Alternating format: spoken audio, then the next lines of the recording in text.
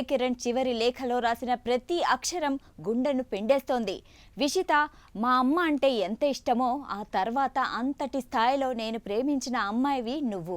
అయితే మన మధ్య గొడవల కారణంగా అంకుల్ ఆంటీ చాలా బాధపడుతున్నారు. వారికి ఈ బాధ ఉండకూడదు. నువ్వు అతడు మంచివాడు అని నమ్ముతున్నావు, కానీ అతడు మంచివాడు అస్సలు కాదు.